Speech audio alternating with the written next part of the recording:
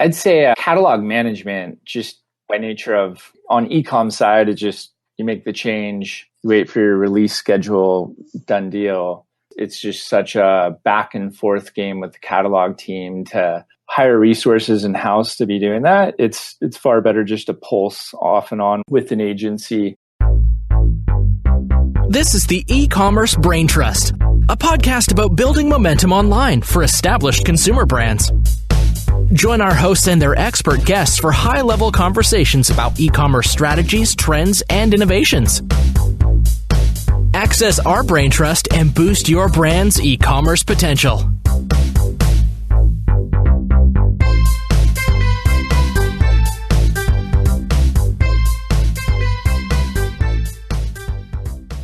Welcome back to the Ecommerce Braintrust podcast. I'm your host, Kiri Masters, and today I'm joined by James Thompson, who is the Director of E-tail at Reef. Welcome to the show, James. Thank you. Was really looking forward to chatting with you today. Obviously, you lead up the E-tail side of things at Reef. I'd love to get a definition from you of what E-tail means in your world, but you also come from another company called Skills, which is in the sports category, where you were the interim VP of marketing. So you have a really good marketing background, and then seems like you've recently narrowed in on e-commerce. Yes.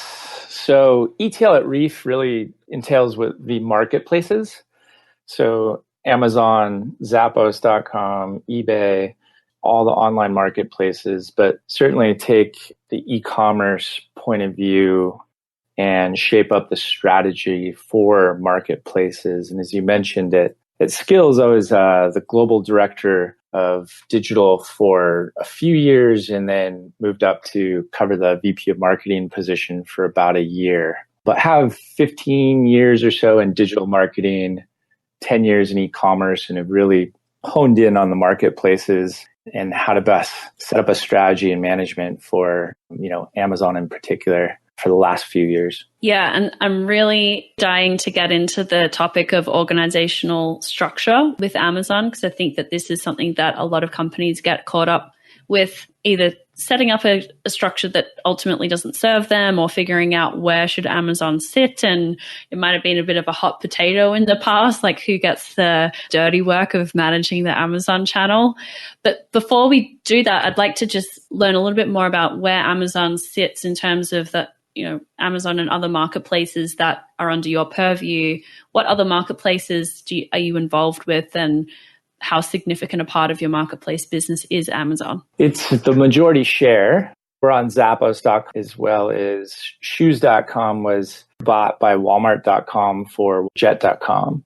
So that's the primary focus. We're playing in the niche space as well with GovX, which is kind of a walled garden for first responders, military, and so forth as well. But Amazon, as with most brands for marketplaces, is the lion's share for us. Great. Let's start talking about organizational design and where Amazon ideally fits within an organization. So you've had two experiences here. I know that you were really, really instrumental in this decision at Skills.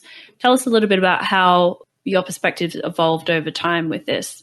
Yeah, historically with the brands, the bigger brands, they went to Amazon and, there was the option to go wholesale with the retail teams. It just looks, feels like wholesale. And so naturally within organizational structure, that management fell into the sales department. And challenge of that is the skill set to really manage Amazon is a digital marketing play. It has its own nuances, right? Very similar to e-commerce. And that's largely where it's lived. And at Skills, when I started there, that was the structure. But just as I worked with the teams, built out the right resources, and then ascended kind of to that VP position where I had control of the marketing budget, that's where I looked at just the behaviors that were set amongst the organization, having it in separate departments. And really there was not budget share, right? So sales would get X dollars to activate. E-com would get X dollars. There's no kind of portability or agility of that budget to really chase the larger financial goals. So once I had control of all that budget, I broke down those walls, and it was just incredibly powerful, right? Instantly, the teams started to collaborate, moved the goalpost to a combined number, and started, going beyond our target goals by nearly 7 figures per month, because instead of, right, like non-branded keywords on Google, putting X budget to that for a 1-to-1 return or even a loss, that shifted over to marketplaces, and we were pulling in, 15, 18-to-1 with that same budget. Still have to be mindful of, right, customer acquisition, lifetime value, and bringing that into the math. But just from the org structure of sharing the data, sharing the budget, and moving toward a digital revenue goal, that was really powerful at Skills. So is the tension that you saw when you first tried to bring those departments together and started to seeing results, is the tension really around sales being more interested, the sales department being more interested in immediate ROI and marketing being less interested in that as an outcome and more interested in reach and impressions and brand perception and things like that? Yeah, there's a brand play to it, kind of the funnel and the ROI, obviously on the digital side for e-commerce. There's just, call it as it is, there's a stronger acumen to work within that versus, traditionally sitting in the sales department, it's more top line revenue focused. Oftentimes even the compensation structures can be different where you have commissions, right? So in the sales department, which that's going to be a completely different motivator. But it really depends. But breaking it down just was like an instant click of change in behavior and change of management of how we looked at the tactics. What started to happen when you brought the two divisions together? Did you need to bring in new KPIs? I imagine that there was a lot of people on either side who weren't really familiar with the Amazon process and what needed to happen. So how did you actually, from a management standpoint, actually bring those two areas together?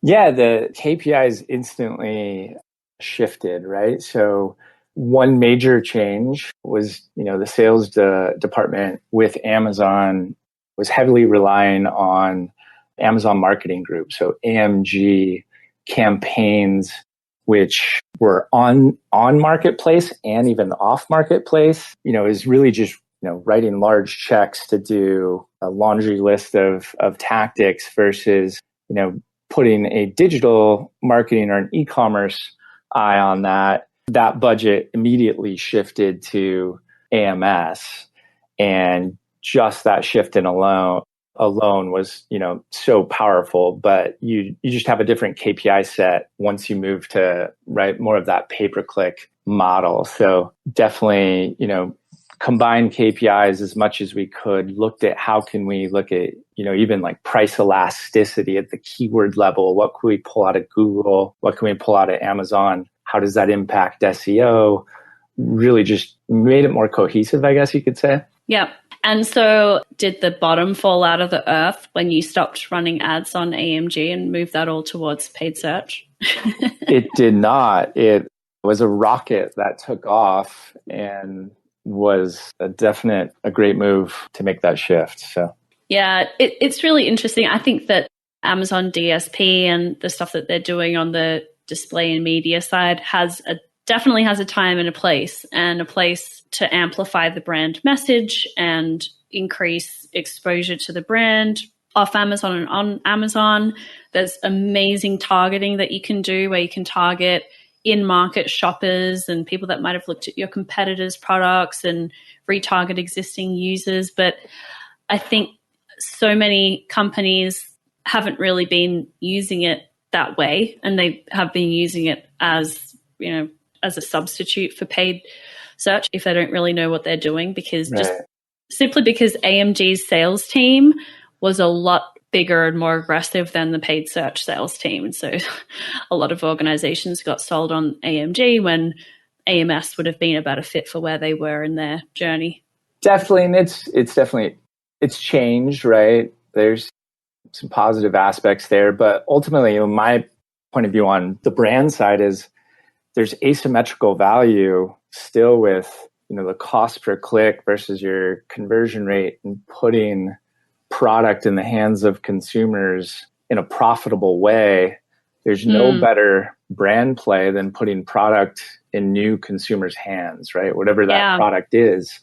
So, you can go create all the awareness you want, but why not go out to non-branded traffic, net new customers, introduce them to the product and have them pay for it, right? Like to me, that's the ultimate brand play, and got to take advantage of that while, that asymmetrical value exists. Here's $1 million question. How do you know how much of your user base on Amazon is actually new to file? You don't have a clean look at that. In ARA Premium, that's why it's the $1 million question, because if you knew the answer to that, you wouldn't be on this podcast talking to me. Yeah, right. I'd be sitting on a beach in Tahiti.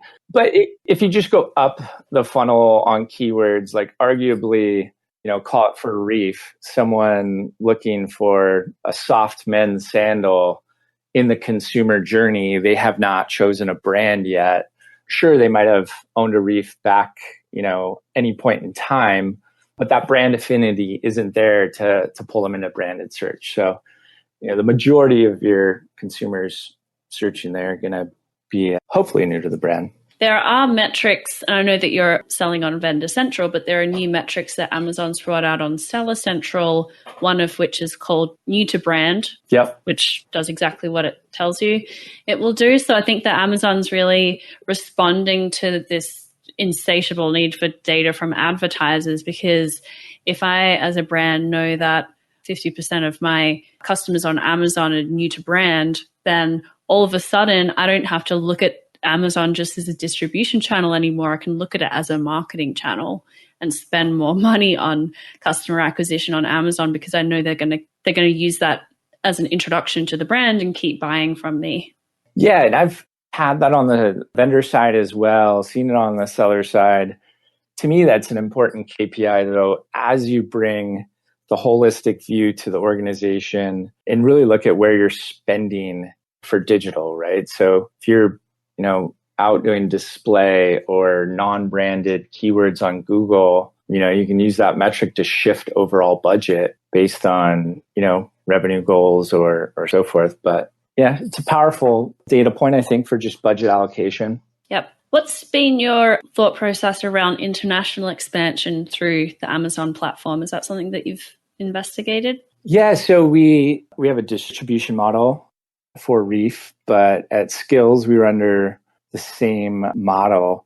I'd say internationally, the most success I've had was really just educating a Europe distributor on the whole Amazon game, stood up the platform for them, and quickly became one of the fastest growing international components. But as far as cross-border, definitely can manage that centrally. We don't do that. Good. And so what other advice would you have for listeners of this show who really run the gamut from the people implementing Amazon strategies within their organization through to senior folks who are figuring out the strategic direction of their Amazon channel? What advice, since you've also been in the agency world prior to Skills and Reef as well. So I know the details. It's so big on Amazon to really know your math, right? So if, for example, if you're selling product A and competitors or your direct competitors are on Seller Central, their contribution dollars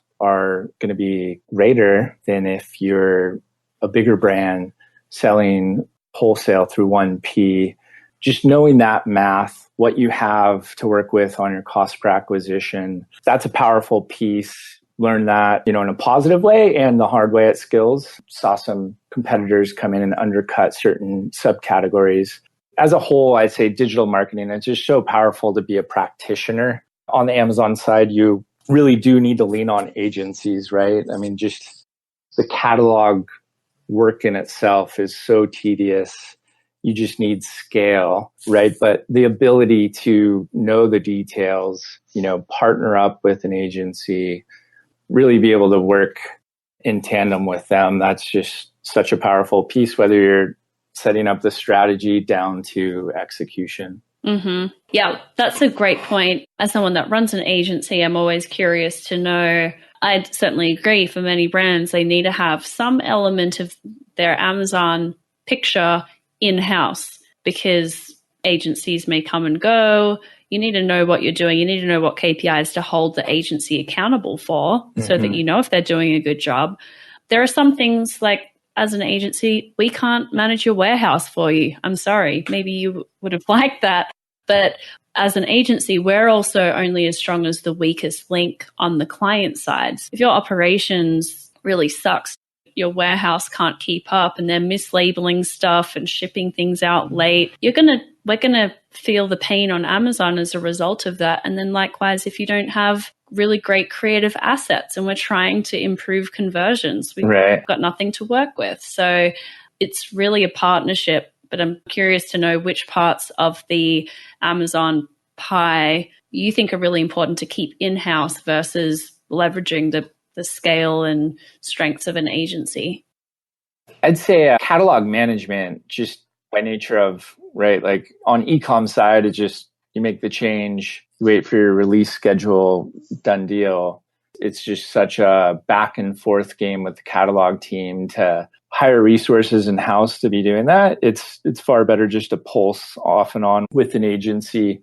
But over the years, I've found, just having, exactly like you said, having the knowledge in-house and dividing and conquering and having that ability of just really being able to say, hey, take these creative assets. Like obviously you're not going to go shoot assets. We've got to have that. Go build out the PDPs. We'll take these, you take those. That's a major piece to it. Certainly forecasting, that can be great to have a second set of eyes if something's there. I've always said keep the paid component, and this is more aligned to my expertise in-house, but I'm changing that point of view though, just with a lot of the automation that's coming into the fold, day parting and such. You can leverage agency tech stack of the tool set that they have. So I'm kind of shifting on that, but yeah. That's interesting. That's usually the first thing that many in-house teams can't wait to outsource because, and again, maybe this comes back to your background and being something that you're really comfortable talking that language, but because things move so quickly with features and changes to the algorithm. It does. And why I think I've said it's better in-house is just client share in the past of if you can get, even on the e-commerce side, like, again, a central organization, if you can have a paid search dedicated resource jumping between Amazon, Bing Ads, AdWords, they can just put so much time into that. But now just with the efficiencies of these tools, that's where I'm changing my mind on that. Yeah, I agree with you on that. The software is getting so good. And yeah, there's a lot of efficiency that good software can bring, whether you've got a in-house team or you're using an agency that either has their own software or they're leveraging best of breed third-party software tools. Love it. Great. Well, thank you again for coming on the show, James. Definitely. Is there anything else that you want to add? Keep up the good work. I love the cast and thank you for having me. But yeah, just love all the content. It's great stuff. Good to hear. Thank you. Well, with that, I won't let you say anything more and we'll leave on that note. Thanks, James. Perfect. Have a great day. Thanks.